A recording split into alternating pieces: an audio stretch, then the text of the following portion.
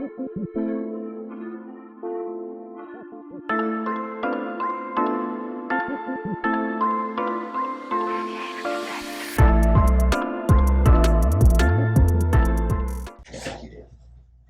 right, so second episode of Neptune's Room podcast, we got Shrita Parker. Yo, yo, yo, what's up, what's up? Thank y'all for having me. I really appreciate it. Thank you for coming in. So first off, we're going to start about when you fell in love with the game of basketball. All right, well, I was a little young girl.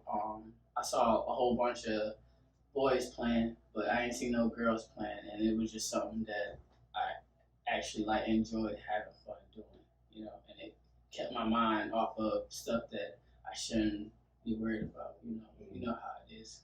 So, yeah, and I just stuck with it, you know what I'm saying? And it took me where I am today, and I'll never regret it. I would never regret it. Never. Love my life right there. So, who do you model your game after? Like, men, women? Definitely men. I grew up just playing with men. That's where it all started for me. And but I do have a lot of female athletes that I like. Like Candace Parker is my favorite female athlete. You know what I'm saying? We got the same last name, so she hit home for me. But Steph Curry is one of my favorites, and Kobe's my all-time favorite. Definitely. Talk about your high school career, since you set a lot of records back at Ocean Lakes. How was that, starting from freshman up to senior year? And when do you really think you started to take over? My junior year. But after middle school, we had a whole bunch of hype coming in because we just won the city's championship. My middle school corporate did. So we had a little hype coming in that grade too. So, but yeah, I think my junior year was really when everything started to get big for me. But that was honestly out of all the seasons that I had, like with college, high school, overseas. High school was part of my best time. I had the most fun playing basketball was in high school. Did you go straight into varsity ninth grade, or did you straight into varsity? Straight to varsity. Yeah, definitely. What are some of the records that you broke back in high school? I think I had broke the all-time points, but I think someone had broke it after me.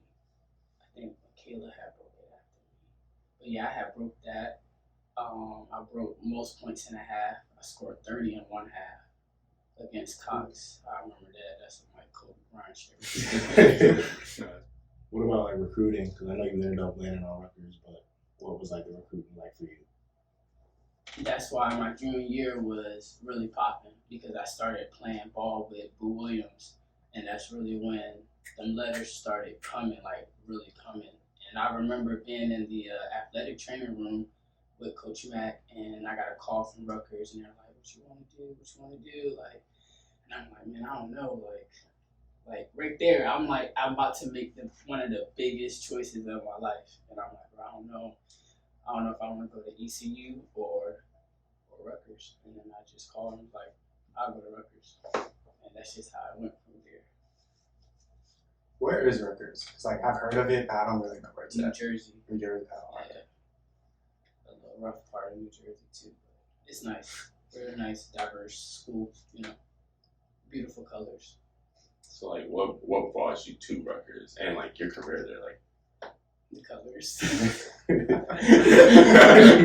Yeah, definitely the colors. I thought I looked good in red over purple because ECU was purple, so I was like, yeah, red. But also they were Nike at the time, so Nike was big and popping. Really, nobody really wanted to mess with Adidas or Under Armour at the time, so I really was really messing with that. And then Coach Stringer is a Hall of Famer coach, so yeah. And I felt like I felt in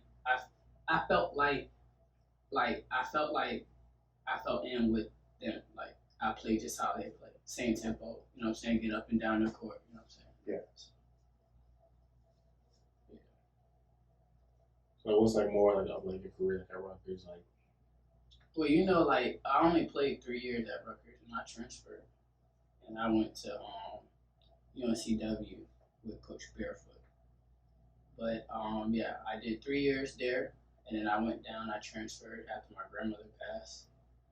And I wanted to get closer to home, so I went to UNC. I was trying to go to ODU, but Coach Barefoot had left, and I had a little special bond with her, so I trusted her at the time. I still do, but yeah, I really love her. Like she really looked out for me, so gave me a second home. So I appreciate that.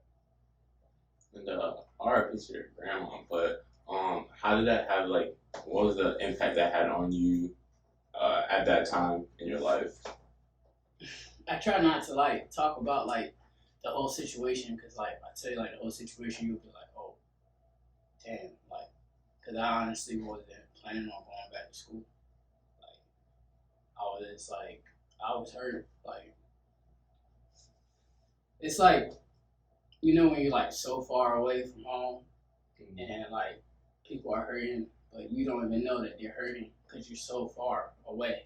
Yeah. You know what I'm saying? Then like once everything is too late, you be like, what the hell? Like, I didn't even like, it was like one of those like situations, like, and it really changed me like to this day. Still, I feel like I'm still dealing with it, but I mean, she's in a better place now. And, yeah, I gotta move on with my life and do the right thing for her, So that's all. How was it getting to overseas? Like, and what was that process like? Did they come to you? Did you go out like seek them? Yeah. Like, how was that? Okay, so after my senior year, I had went down to a combine or whatever, but I had already had an agent already in mind. But I had went down to the combine, showed my little skills, ran into some more people, Excuse me. And I had came back, signed with a lady, and then I had got some calls, and we went out, and ended up going to Ireland my first year, and it was amazing, like amazing, like it was amazing, like definitely a great experience that a lot of people don't get to experience, so I had to take advantage of it. So you said your first year. Did you play multiple years overseas? I was on my way on my second one, then COVID happened. Oh, that was that recent. Yeah, like I had 1 year. I didn't even finish my whole first year. We were about to go into like the playoffs, like the finals. COVID happened, and then they tried to do it again, set it back up for next year, and then we didn't even get to one game, and they sent us back home. And then that's when I just started focusing on my music. So now are you like officially like retired from basketball, or you still? Man, right now, to be honest with you, man, I'm just having fun with my life, man. Like, it's not as easy as a lot of people think. Like, bro, I'm over there by myself. You know what I'm saying? Like I said, that situation that happened with my grandma really like affected me. So when I'm over there, I'm always in my head like, damn, I wonder is this person gonna be there when I come home? I wonder is this person gonna be there when I come home? Like I'm starting to have anxiety attacks in my room by myself. Like I ain't like being alone. Like, and there was times where I was alone all the time. You know what I'm saying? Like I didn't like it, but I love basketball. It will never leave a part of me. But like at the time, if it's the right time, it's the right time. Right now, I'm having fun with the music. So. All right. I know there's a big smile came on your face when we talked about the music. So, what do you want to talk about, like with your music? Well, right now I got a song on everything right now called "You're Not the Only One." If y'all want to check that out, it's really dope. I also got a video out for it. Is your rap name Shrita Parker? Or no, it's just Rita. Just Rita? Yeah, right. It should be Lil Muffin, but it's just yeah. But yeah, it's just Rita. But yeah, I got a video out on You're Not the Only One is out on YouTube as well. So definitely check that out whenever y'all got the chance. And I got some new music coming out soon too. So a lot. Should we play a little snippet? Hey, it's whatever. Whatever y'all want, I got whatever y'all want. Whatever type of music y'all want to listen to, I can play it on the tape. Just tell me. I just had a show on Friday, so. Yeah, I seen that. How did that go? Amazing. Like, man. I don't know, like, how, like, sports really, like, people use it as an outlet. Yeah. Like, people can actually use music as an outlet, man. Like you just said, you saw that big old smile on my face. Like, bro, like that's a way that I can express myself. Like when I was hooping, like I couldn't do this because they would look at me different. But really, this is my life. Like I'm just telling y'all what's, you know what I'm saying? Like I had to held all this shit back when I was playing ball. But I've really been rapping for a very long time. Like so once COVID happened, like I felt like that was my opportunity to start getting it popping, and it started to go, and I started to, oh, I like this, like, oh, this is good, like, and I've been sticking with it ever since. Like, Any rappers that I'll still go hoop though. So just saying, I still go hoop. any rappers that you like draw like inspiration from, or like big time rappers or like local rappers? either one? Shout out whoever you want to shout out. Oh yeah, definitely gotta shout out T-Bird. Definitely. He's like a big brother / mentor to me in my music. Like he's the one that actually pushed me to actually pursue it. Like so, definitely I have to give a shout out to T-Bird, man. Love you always, brother. Love you always. But no, I love Nicki Minaj. I love Nicki Minaj. I got a song with a local artist named Bonnie Love.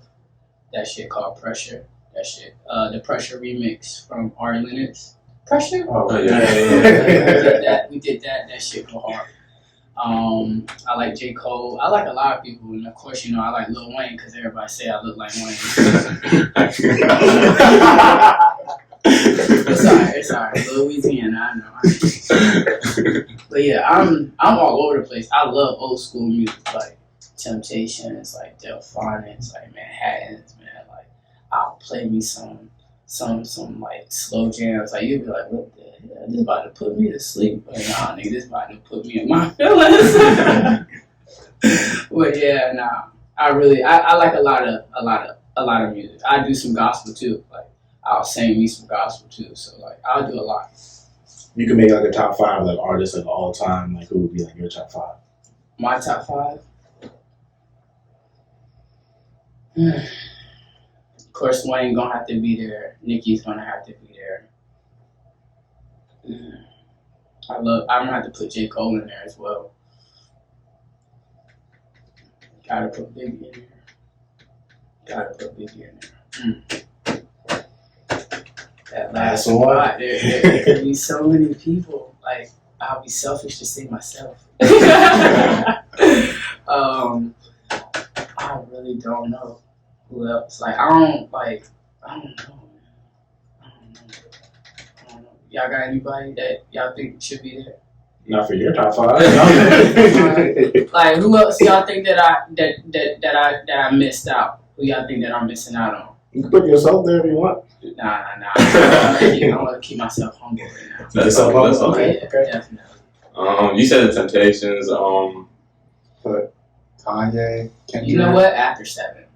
I'm gonna say after 7. I don't even know if y'all know who they are, but yeah. See, that's some singing stuff. Though. But every song on their album is fucking like, excuse my language, it's fire. Like it's fire. Like it's fire to me. Like, and I ain't really seen no other like CD that every song is hot.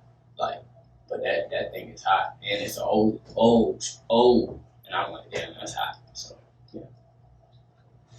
All right, yeah. So this is a pretty like actually big day for us.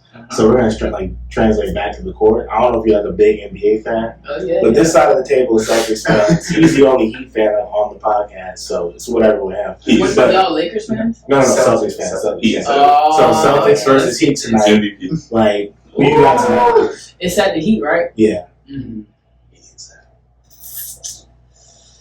Bro, I ain't gonna lie. I don't know. And it's at the Heat, but Boston already blew them out at the Heat. Yeah. So it's really up for the air. It's really up. If Jimmy don't have a good game, it's over. And Jimmy, If Tatum don't have a good game, if Tatum or Brown don't have a good game, it's over for them. See how you notice Tatum or Brown? Yeah. Or just Jimmy? Celtics. That's all we need. That's all we need. It's been working. We got two options. You got one. And Jimmy got some people too though. Kyle Lowry been in the finals, unlike a lot of other players that's in there. Like he's been there, so he knows what it takes. It's just when he wants to play, but he really gotta like. It's Game 7. He knows how to play Game 7, so I trust him for Game 7. Just hopefully he be on. Yeah. You know how players are when the game is on the line and they shot not falling. Like they start to force that shit, like, and it starts to fuck up the flow of the game. So like, hopefully it won't be no situation like that. But it's gonna be a good game. It's definitely gonna be a good game. But you know, I'm going for the Warriors all the way. You know what I'm saying? So I don't see nobody talking about them. After we beat the Celtics, it's Heat and 6 against Warriors. So you think we're winning the day and then we're winning the chip. We're winning the day and winning the chip. I've been saying this since last summer. We're winning the chip. I'm sorry. No team on the East can beat a team on the West. Whoever wins the East, is definitely beating the Warriors. I don't think them two teams can beat the Warriors. I really don't. I don't think they got enough. Who's guarding Tatum if we win? Bro, we got Klay Thompson. We got Poole. We got Draymond Green. So you want Tatum to go for pick and roll. They're gonna be able to guard. Did you say Poole as a defender? Yeah. He's not. He can't go. I gotta put him in there because he's playing a lot. So I have to put him in there. He's good on offense, but I'm a Michigan fan. Yeah, defensively just. I mean, you could say that about Steph Curry too, but he also be top 5 in steals, and you'd be like, "Oh, what's that?" I mean, Curry is getting better at defense. You actually sit there and watch. He's getting better at defense. I mean, he does guard like Dorian Finney-Smith. No offense, he's a great player. I'm just saying he's not also guarding. Running. He's also doing something that a lot of other players not doing. He's running the whole time. He got to be open. They are on him like white on rice. Like it's not, bro. I experienced it. Not probably not to that level, but I experienced it. Like they be on you. Like you got to run it. It gets tiring. Like, but he does it the best. Like I'm sorry, he does it the best, bro. Like he's like never. It's like he's never tired. Like once he gets that ball in his hand, it's I'm not tired. That's it. All right, coming up on the end, if you would have to give like a top 5 basketball players, male and female, all time, male and female. I can't do it in order. All right, yeah, that's fine. Cynthia Cooper, Candace Parker, Kobe, Steph, Lisa Leslie. That's my top 5. That's a You good ain't gonna put in the jump man? Huh? Yeah. The jump man can't get in there? No. It's everybody. But see, that's the thing. Like a lot of people be like, "Yeah, Jordan's the best player," but I didn't get to see that. That's not my eyes didn't see that. So in our eyes, LeBron and Kobe and Steph and KD are the best because we seen it. So it's just one of those things. But yeah, he's back in the day. Yes, he was the man. But I mean, times has changed. But he still is the man. And the next person behind that is probably Kawhi Leonard to me. Kawhi. Yeah, he's nice. Oh, you really just don't like LeBron. Who? No. I actually, everybody loves LeBron. Like, I got a lot of friends that are like, LeBron. But Kobe just somebody that just stuck to me. Like, I don't know.